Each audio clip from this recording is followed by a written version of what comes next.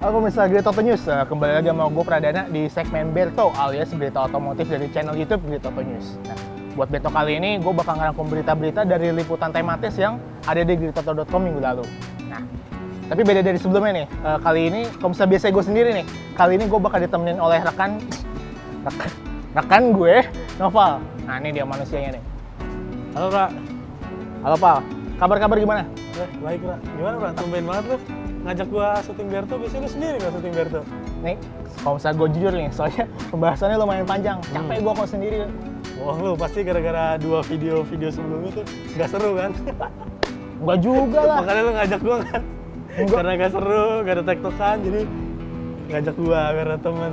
Lu hitungannya udah bertamu, ngehina gua lagi.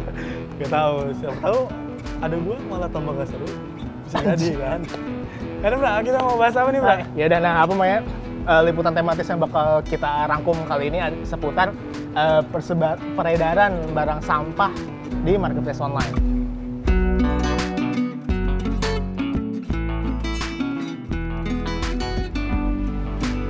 Nah, tematis ini sendiri berawal dari melejitnya transaksi melalui marketplace online, termasuk pembelian aksesoris dan spare part kendaraan. Apalagi sejak adanya pembatasan sejumlah aktivitas di luar rumah akibat pandemi COVID-19. Nah, marketplace online juga memiliki seleksi produk yang cukup lengkap serta harga yang sangat kompetitif. Sayangnya, masih ada aja oknum yang memanfaatkannya buat menjual barang sampah dengan harga miring yang cukup menggoda. Nah, kan yang nulis pengertian barang sampah lu nih, Val. Yap. Coba jelasin barang sampah tuh maksudnya apa sih? Ya, Pra, jadi barang sampah itu kan adalah sebutan yang kita buat sendiri ya, Pra ya. Nah, barang sampah itu mengacu pada barang-barang yang secara kualitas, Pra, itu sebenarnya udah harusnya jadi sampah, Pra, tapi masih ada oknum penjual nakal yang menjual barang-barang sampah tersebut. Misalnya nih, kayak barang-barang rebuild atau barang-barang Reject. cacat produksi, reject, atau barang-barang. Nah, itu barang-barang reject atau barang-barang rebuild itu dikasih ini, Pra, gimmick supaya menarik konsumen. Biasanya tuh para pedagang nakal tersebut bilangnya barang itu dari barang refurbish, barang G-box, barang original juga, bahkan ada yang ngaku-ngaku original.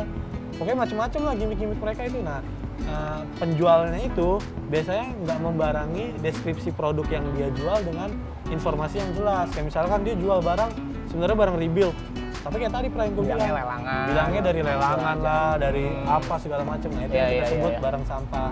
Nah, barang sampah di sini tuh beda ya teman-teman dari barang aftermarket, karena kalau barang aftermarket itu dibuat oleh perusahaan tertentu dan kualitasnya juga emang bagus, sesuai standar juga ya. Nah, ada lisensinya juga dari Certified Automobile Parts Association atau CAPA disingkatnya. Nah, kita nih udah banyak nanya ke berbagai pihak ya soal barang sampah ini. Ada dari PLKI, ada dari pihak e-commerce, ada dari bengkel, ada dari ya macam-macam lah. Kita bahas dari mana dulu, Pra? Nih kalau misalkan gue nih kayaknya kita bahas dari bengkel dan pedagang spare part dulu ya. Boleh. Nah, soalnya mereka bilang kalau misalkan penyebaran barang sampah di marketplace online itu bukan barang yang baru. Nah, Mintra, pedagang spare part mobil di toko Perdana Jaya Motor dia toko lu ya? Hah? Toko lu ya? Ini Perdana, ini Pradana, beda. Sorry. Nah, dia jualan di Sentra Otomotif Pasar Segar Depok. Dia bilang, kasus penjualan barang sampah itu terjadinya bukan baru-baru ini aja. Dia bilang, spare part rebuild atau lelangan bisa dibilang sudah dijual bertahun-tahun lamanya, bukan baru-baru ini aja. Nih, kalau nggak salah lu juga wawancara pedagang. Ya, gue juga pernah beberapa waktu yang lalu gue wawancara pedagang spare part di Mall Blok M, itu Apin dari bengkel Pelita Motor Mitsubishi. Nah, dia bilang oknum pedagang online yang nakal ini emang udah banyak. Jadi quotes-nya dia tuh begini, iya memang banyak banget pedagang yang jual barang seperti itu, barang sampah ya. Jadi konsumen harus pintar sebelum membeli. Misalnya kalau harganya terlalu murah atau jauh di bawah harga pasaran, itu kan nggak masuk akal, patut dicurigai. Jadi Apin tuh bilang, kalau misalkan ada yang jual di online harganya terlalu murah, Pra, dari pasaran, wah itu patut dicurigai, bener nggak sih? Nah, terus maraknya peredaran barang sampah ini banyak bengkel dan pedagang yang ogah untuk jualan secara online. Jadi mereka udahlah jualan offline aja lebih jelas, fisiknya kan bisa kelihatan, kualitasnya bisa langsung dilihat sendiri. Nah, terus lu juga wawancara juga kan? Iya, nah ini contoh pedagang yang nggak mau jualan online nih ada Eris Novansyah Gunawan. Dia pemilik bengkel spesialis Toyota Anugrah Motor di Jakarta Pusat. Dia bilang, Soalnya konsumen awam itu cenderung mencari barang dengan harga termurah, walaupun nominalnya udah nggak masuk akal. Kayak tadi kan kalau nggak salah waktu itu kita pernah nemu shock breaker belakang Avanza ya, aslinya 450.000, dijual 100.000. 100.000 itu kan Nggak masuk akal. nggak masuk akal, 3 kali lebih murah, nggak masuk akal. Nah ini Eris bilang, saya sejak tahun 2002 jualan spare part di bengkel nggak pernah main online, karena kalau saya jual barang original di online harganya nggak bersaing dan kalah dengan penjual online anak kali ini. Nah, meskipun gitu, Eris mengatakan bahwa ujung-ujungnya ya kebanyakan konsumen yang sempat tergiur barang sampah ini bakal kembali lagi membeli barang original karena kecewa. Nah, itu kan dari pedagang, Pak. Kalau misalkan dari pabrikan kayak gimana nih? Iya, jadi tim kami di Grid Auto News itu sempat wawancara 4 pabrikan mobil. Ada dari Toyota, Daihatsu, Mitsubishi, sama Honda. Kita baca dulu nih komentarnya dari Anton Jimmy Suwandi, Direktur Marketing PT Toyota Astra Motor. Nah, dia bilang, dengan menggunakan suku cadang yang tidak genuine, asli, selain waranti kendaraan bisa gugur, tapi juga memberikan potensi masalah yang lebih besar ataupun kerusakan yang malah lebih parah daripada kendaraan konsumen. Jadi kalau misalkan pakai spare part palsu gini, selain garansinya gugur, terus juga kerusakan mobilnya malah lebih parah, Pra. Tadinya mau untung malah jadi buntung kan? Banyak ruginya ya? Malah banyak ruginya. Nah, terus kalau dari Honda, Honda nih, ini komentar Honda. Spare part seperti itu pasti akan memberikan dampak buruk bahkan berbahaya bagi kendaraan. Karena itu kami terus mengedukasi konsumen agar melakukan penggantian suku cadang dengan yang asli, sekaligus terus memastikan ketersediaan suku cadang di dealer-dealer resmi kami. Terus dilanjut nih dari Mitsubishi ini itu juga sama ya, dia edukasi. Benar, ini yang ngomong Eiichiro Hamazaki, Director of After Sales Division PT Mitsubishi Motor Kramayuda Sales Indonesia. Panjang ya? Nah, panjang. Dia bilang nih, melalui edukasi ini kami percaya bahwa pelanggan setia Mitsubishi Motors dapat lebih bijak dalam memilih spare part yang akan digunakan pada kendaraannya. Jadi emang intinya para pabrikan ini masih terus mengedukasi konsumennya, biar sebenarnya tuh pakai yang original walaupun lebih mahal sedikit tapi lebih untung, Pra. Nah, ini Amelia Chandra dari Direktur Marketing and Corporate Planning PT Astra Daihatsu Motor bilang, dia tuh miris katanya, Pra, sama fenomena ini. Soalnya? Karena pada dasarnya dia sebagai APM nih nggak punya wewenang untuk melarang peredaran barang sampah tersebut, Pak. Loh, oh ya, soalnya bukan barang mereka ya? Bukan barang mereka ya, itu barang sampah. Iya. Maksudnya bukan di luar kontrol mereka ya. Dia bilang, pada dasarnya kami tidak berwenang untuk melarang karena kami tidak mempunyai kepemilikan barang tersebut. Lembaga konsumen adalah organisasi yang paling diharapkan untuk bisa berperan. Selain kepolisian tentu saja. Hal ini bukan berdasarkan delik aduan, tapi sudah pidana. Nah, kita juga sempat wawancara ini, Yayasan Lembaga Konsumen Indonesia atau YLKI. Benar. Gimana ya, Pak? Dari YLKI ini kita sempat ngomong sama Agus Suyatno, dia pengurus harian YLKI. Dan dia bilang, konsumen itu punya hak buat mengetahui informasi sebenarnya soal barang yang akan dia beli. Dan kayak tadi, kita kan sempat bilang, para pedagang mengaburkan informasi. Iya.